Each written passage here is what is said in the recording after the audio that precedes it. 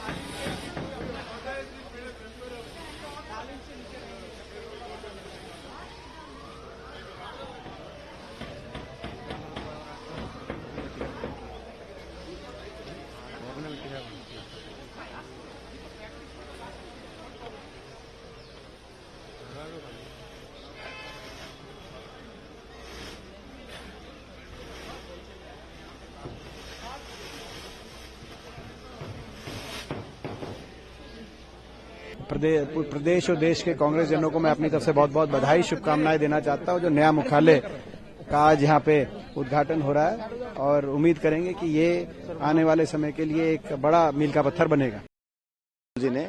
और मुझे लगता है कि सारे देश के कार्यकर्ताओं में उत्साह है कि अखिल भारतीय कांग्रेस कमेटी का जो मुख्यालय है वो एक नवीन आधुनिक बिल्डिंग में अब शिफ्ट हुआ है।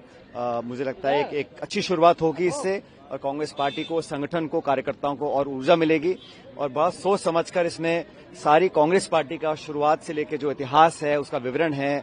अच्छे इसमें बड़े दुर्लभ चित्र लगे हैं जो शायद पहले लोगों ने देखे नहीं होंगे। आजादी से लेकर अब तक जो इतिहास रहा, कांग्रेस का योगदान जो रहा, फ्रीडम स्ट्रगल में रहा, हमारे नेताओं का जो शहादत हम लोगों ने दी है, उस सब का विवरण है।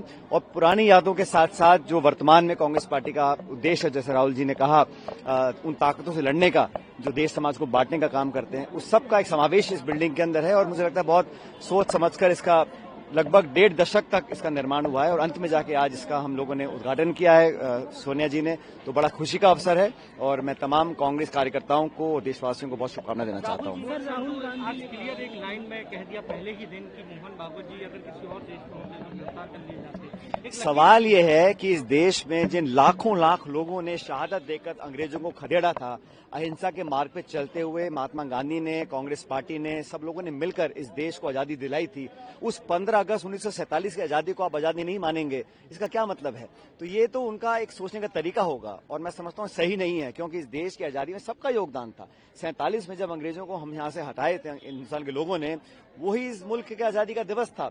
उसके बाद अलग अलग धर्म जाति की बात करना मैं समझता हूँ गलत है। और कहीं ना कहीं जिन लोगों का संविधान में, देश के कानून में, हमारे इतिहास में, संस्कृति में विश्वास है, वो मानते हैं कि देश को आजादी जो मिली थी सबके योगदान से मिली थी, उसको अनदेखा करना मैं समझता हूँ बहुत गलत है।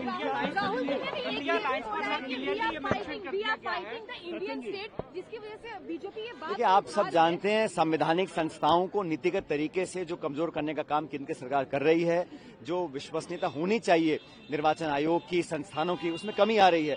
तो हम चाहते हैं कि पारदर्शिता हो और जवाबदेही तय हो। अगर हम लोग को सवाल पूछते हैं सदन के अंदर, सदन के बाहर, उसके जवाब मिलने चाहिए। तो जो संस्थाएं हैं उनको निष्पक्ष, ट्रांसपेरेंट और क्रेडिबल होना पड़ेगा और हम लोग अपना संघर्ष जारी रखेंगे सड़कों पे, सदन के अंदर। बताइए, क्या बीजेपी आजादी की लड़ाई को कि कहीं ना कहीं राहुल गांधी इंडियन स्टेट को नीचे दिखाने की कोशिश कर रहे हैं कि बिकॉज असली बात यह है कि देश की आजादी के संग्राम में भाजपा और उनके सहयोगी जो संस्थाएं और दल थे, उनका कोई योगदान था नहीं। देश की आजादी दिलाने में कांग्रेस का पुराना इतिहास रहा, शहादत का, बलिदान का, त्याग का, तपस्या का, उससे इनका कोई लेना देना नहीं है। जिसने कुछ खोया नहीं, जिसने शहादत नहीं, जिसने अपने परिवार को नहीं छोड़ा, जो जेलों में नहीं गए, वो इस देश की आजादी को समझ नहीं सकते। इसलिए उनको आजादी के अलग अलग दिन दिखाई देते हैं। इस देश को आजादी भारत के लोगों ने दिलाई थी, महात्मा गांधी के नेतृत्व में कांग्रेस पार्टी ने दिलाई थी, हम सबों ने मिलकर दिलाई थी। तो 15 अगस्त को कौन भूल सकता है? और जो भूल रहा है वो बहुत बड़ी गलती कर रहा है।